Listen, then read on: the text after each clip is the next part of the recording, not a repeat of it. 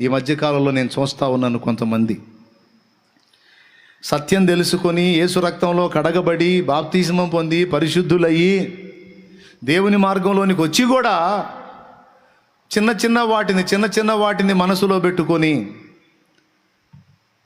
దైవజనులను ద్వేషించి దైవజనుల లోపాలు లోటుపాట్లను బట్టి అసలు దేవుణ్ణే విసర్జించి పూర్తిగా లోకంలో కలిసిపోయి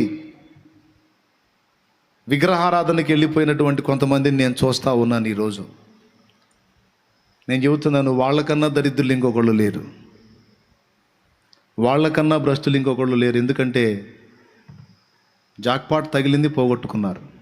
అది మామూలు జాక్పాట్ కాదు. జీవితాంతం సంతోషంగా పరలోకంలో గడిపే అద్భుతమైన ఆనందకరమైన ఘట్టాన్ని చేతులా నాశనం చేసుకున్నారు. ఒక మనుషుల్ని చూసి నేను మళ్ళీ మీకు చెప్తాను, సేవకుల పర్సనల్ తెలుసుకోవడానికి ఎప్పుడూ ప్రయత్నించొద్దు. మీరు ఆత్మీయులు అనుకుంటున్న వాళ్ళ పర్సనల్స్ తెలుసుకోవడానికి ఎప్పుడూ ప్రయత్నించొద్దు. ఎందుకంటే సేవకుడైనా, విశ్వాస అయినా, పరిచారకురాలైనా, సేవకురాలైనా బలహీనులైన మనుషులే. కాకపోతే మీకు మాదిరిగా ఉండటానికి తమను తాము అణుచుకుంటూ వాక్యాన్ని చూసుకొని భక్తికి రేపుకుంటూ తాము నిలబడి మిమ్మల్ని నిలబెట్టడానికి ప్రయత్నిస్తారు. ఈ ప్రయత్నంలో కొంతమంది నిలబడతారు, కొంతమంది కొన్నిసార్లు కొన్ని విషయాల్లో తొట్టుపడే అవకాశాలు ఉంటాయి. దైవజనుని నోట నుండి దేవుడు నీతో పంచుకుంటున్న మాట మీద మాత్రమే లక్ష్య పెట్టు. దేవుడు నిన్ను ఏ విషయాల్లో చెక్కుతున్నాడో ఆ విషయాల మీద మనసు పెట్టు. అంతేగాని అతిగా వెళ్ళి సేవకుల వ్యక్తిగత జీవితంలోకి వెళ్ళి వాళ్ళ పర్సనల్స్ని తెలుసుకొని నువ్వు భ్రష్టత్వంలోకి వెళ్ళే ప్రమాదం ఉంది కనుక జాగ్రత్త అని చెప్తున్నాను నేను. ఎంత దైవజనుడైనా కోపం వచ్చిందిగా, ఆయనకి ఒక భార్య ఉంటుందిగా, ఆమె కూడా రెచ్చగొట్టే ఛాన్స్ ఉంటుందిగా, ఆవేశం తట్టుకోలాగా ఒకటి వీకే ఛాన్స్ కూడా ఉంటుందిగా. అసలు పాస్టర్ కొట్టొచ్చా? Case number 1. అర్థమైందా? అసలు పాస్టర్ ఎట్టు ఉండొచ్చా? పాస్టర్ అట్టు ఉండొచ్చా? మరి పాస్టర్ ఎట్టు ఉండాలా? స్తంభం లాగా నిటారుగా నీలుక్కొని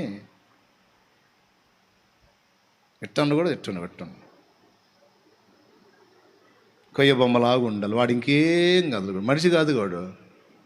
వాడి కోపాలు, భావవేశాలు, భావోద్రేకాలు ఏం ఉండవుగా, రోబో.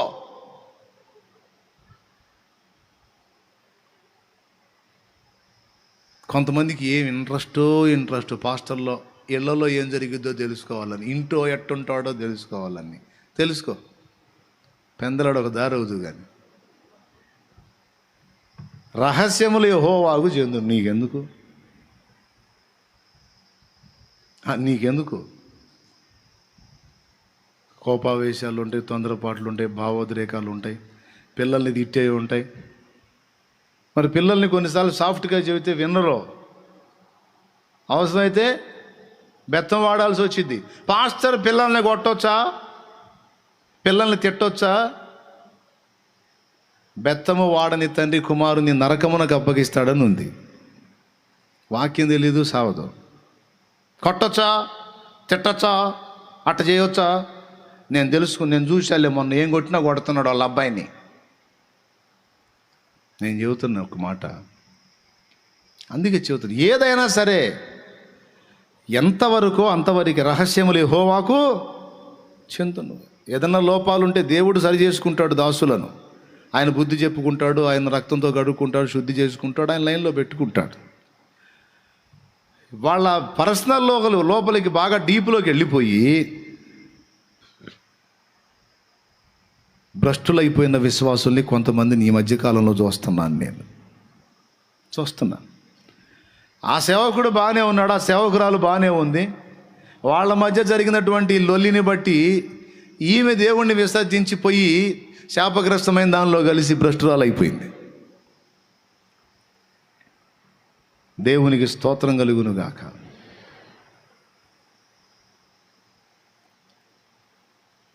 కొంతమంది ఈ మధ్య విమర్శకులు ఎక్కువైపోయారు. ఈ సేవకులు ఇంతే, వీళ్ళ కారు డోరు తీసేవాడు ఒకడు, వీళ్ళ బైబిల్ మోసేవాడు ఒకడు, వీళ్ళు చెప్పులు మోసేవాడు ఒకడో, వీళ్ళకి అవి చేసేవాడు ఒకడో, ఈ చేసేవాడు ఒకడని అదొక పెద్ద ప్రసంగంలాగా మాట్లాడుతున్నారు కొంతమంది. ఇలాంటి మాటలు మాట్లాడే వాళ్ళని కొంతమంది సపోర్ట్ చేస్తున్నారు.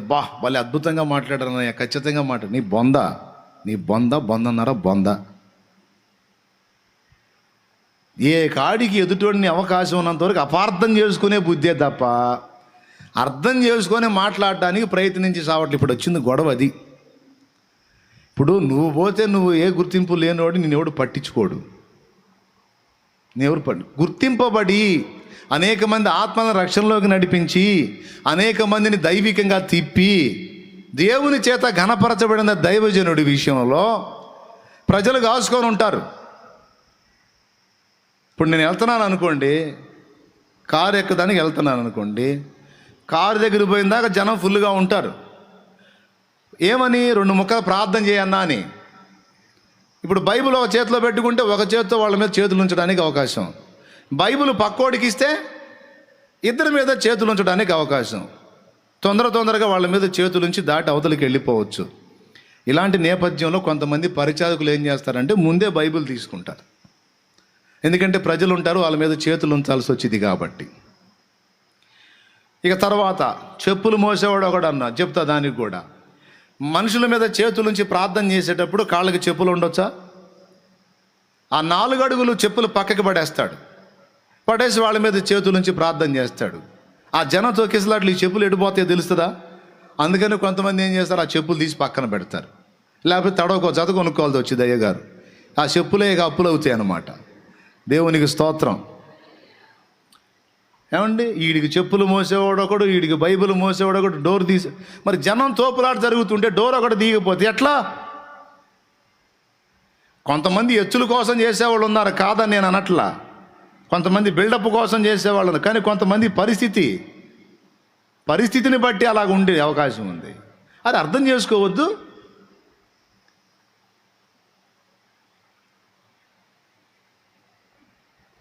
ప్రతీది మొన్న ఎవరో అంటారంట అశోక్తో ఏందన్నా నీతో ఫోటో దిగుతా, నువ్వే రాజకీయ నాయకుడివే, నువ్వేమన్నా సినిమా యాక్టర్వా? ఓరే సోదరుడా, వాళ్ళిద్దరి కంటే ఎక్కువరా దైవజనుడు అంటాను నేను.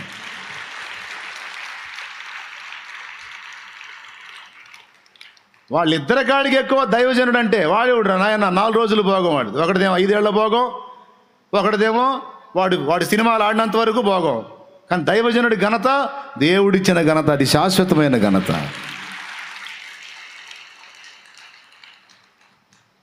ఎవడు సెలబ్రిటీ? 5 ఏళ్ళు పాలించేవాడు సెలబ్రిటీయా? రేపు నిత్య మహిమలో యేసుతో కూడా ఉండి పాలించబోయేవాడు సెలబ్రిటీ. ఎవడు సెలబ్రిటీ? ఈ లోకంలో నాశనాన్ని అప్పగించేవాడు సెలబ్రిటీయా? లేకపోతే పరలోక జీవాన్ని అప్పచెప్పేవాడు సెలబ్రిటీయా? ఎవడు?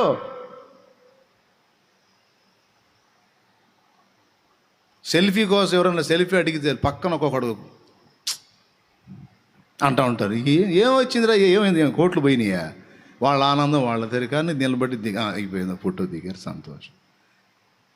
ఫలానా దైవజనుడు, అదొక ఆనందం. ఇప్పుడు నాకు బాప్తిజం ఇచ్చాడు ఒక ఆయనతో నాది ఒక ఫోటో ఉంది. ఒక చోట కోటానికి వెళ్ళినప్పుడు ఆయన కూర్చొని అన్నది ఏంటంటే ఆ వెనక నిలబడ్డా. అది ఒక తీపి గుర్తులాగా ఉంటుంది నాకు, అప్పుడప్పుడు చూసుకుంటూ ఉంటాను నేను. దేవునికి స్తోత్రం. ఎవరి ఆనందం వాళ్ళది. దైవజనులను ప్రేమించని వాడు, దైవజనులను గౌరవించని వాడు దైవజనులను ఎలా ఫాలో అవుతాడండి? ఒకడు చెబుతున్నాడు దైవజనులను గౌరవించకూడదంట, దైవజనులను గణపరిచి మాట్లాడకూడదంట. వీళ్ళ ప్రసంగాలు, వీళ్ళు జనాలు నాశనం చేసే ప్రసంగాలు చేస్తున్నారు. అరే, దైవజనుడిని రెస్పెక్ట్ చేయాలి, దైవజనుడిని గౌరవించాలి, సన్మానించాలి, అప్పుడే అనుసరిస్తాడు. ఇప్పుడు నేను చెప్పాను సరిపోయిందా? డోరు తీసేవాడు ఒకడు అంటే మరి వెనక తోపులాట జరుగుతుంటే పాస్టర్ని పట్టుకొని ఆపేసి అన్నా ప్రార్థన అని అంటే మరి డోర్ తీసుకుంటాడు పోయి ప్రశాంతంగా? ఒకటి తీసి దారి చూపించాలి. వీడికి చెప్పులు మోసేవాడు ఒకడంటే మరి మనిషికి చెప్పులు విప్పి ప్రార్థన చేయాలంటే చెప్పులు స్టార్టింగ్లోనే పడేస్తాడు, ఆడ ప్రార్థన చేసుకుంటూ వెళ్తాడు. అప్పుడు ఆ చెప్పులు ఒకటి తీసుకొచ్చి అక్కడ ఇస్తాడు. అన్నా చెప్పులు పోయి నేను తీసుకున్నా. బైబిల్ మోసేవాడు ఒకడు ఎందుకు మోస్తున్నాడు అర్థం చేసుకో. ఇద్దరి మీద చేతులు ఉంచడానికి సౌకర్యంగా ఉంటుంది కనుక పరిశుద్ధ గ్రంథం ఒకరు తీసుకుంటారు. కాబట్టి ఆయన వెనక ఒక బక్కోడు ఉన్నాడు చూడు, లైట్ గడ్డ వేసుకున్న బక్కోడు ఉన్నాడు చూడు వెనక. ఎవరు? అది అదో గుర్తు.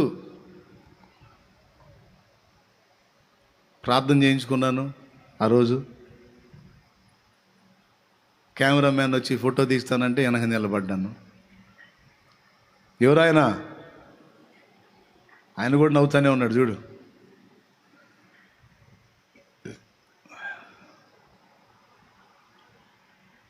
ప్రియులారా, తప్పేముంది దానిలో?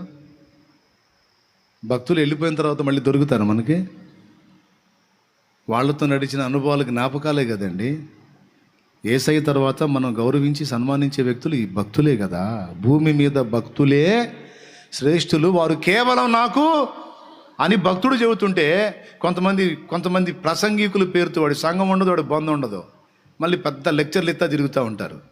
ఒక సంఘం కట్టిన చరిత్ర ఉండదు, 4 ఆత్మను రక్షించిన చరిత్ర ఉండదు. లెక్చర్లో మాత్రం ప్రొఫెసర్లు అని టైటిల్ పెట్టుకుని లెక్చర్లు మాత్రం దంచుతూ ఉంటారు. అది చేయొద్దు, ఇది చేయొద్దు, సేవకులకి విలువ ఇవ్వద్దు, లక్ష్య పెట్టొద్దు, ఏంది ఆయన గొప్ప, ఏంది ఆయన గొప్ప అని వెధవ మాటలు మాట్లాడుకుంటే మళ్ళీ వాటికి మళ్ళీ ప్రసంగాలు ఒక పెద్ద ప్రొఫెసర్లు వాళ్ళ బొంద అక్కడక్కడ తగులుతున్నారు. నాకు అందుకే చెబుతున్నాను నేను, సోదోళ్ళు సేవకుల మీటింగ్లో చెబుతున్నాడు సేవకులను ప్రశ్నలు చేయడానికి. ఒక ఆయన దైవజనుల్ని గౌరవించాలి, సన్మానించాలి, నీకు తగినంత వరకు ప్రేమించాలి, చేయదగ్గది చేయాలి. వాళ్ళని చక్కగా గౌరవించి ప్రేమించగలిగితేనే వారి మాదిరిని అనుసరించగలుగుతాం. లేకపోతే ఎట్లా ఫాలో అవుతాం? రెండవది, వాళ్ళ పర్సనల్ లోపలికి చూడటానికి ప్రయత్నం చేయకూడదు. నోవా గుడారంలో నోవాహు ఉన్నాడు, కొడుకుల గుడారంలో కొడుకులు ఉండాలి. తండ్రి గుడారంలో చూశాడు, ఏం తెచ్చుకున్నాడు? అది పర్సనల్లోకి వెళ్ళకూడదు. నీ సొంత ఫ్యామిలీ మెంబర్ అయినా సరే, నీ కుటుంబ సభ్యుడైనా సరే పర్సనల్లోకి వెళ్ళకూడదు. నా కుటుంబ సభ్యుడైనా సరే నా పర్సనల్లోకి ఎంటర్ కాకూడదు. అయ్యాడా వాడు బలవుతాడు, భ్రష్టులు అవుతారు. ఎక్కడో చోట కోపతాపాను, తొందరపాటు, ఏదో ఒక లోపం కనపడింది. లోపం కనపడ్డప్పుడు వాడు ఇక తేడా బట్టం మొదలు పెడతాడు. నీకు ఎంతవరకు దైవజనుడు తన బహిరంగ సాక్ష్యం ఇస్తున్నాడు అంతవరకు నువ్వు జాగ్రత్తగా నడుచుకో, అంతవరకే, ఇంకెక్కువ వద్దు. ఎంతమందికి అర్థమైంది చెప్పింది? దేవునికి స్తోత్రం.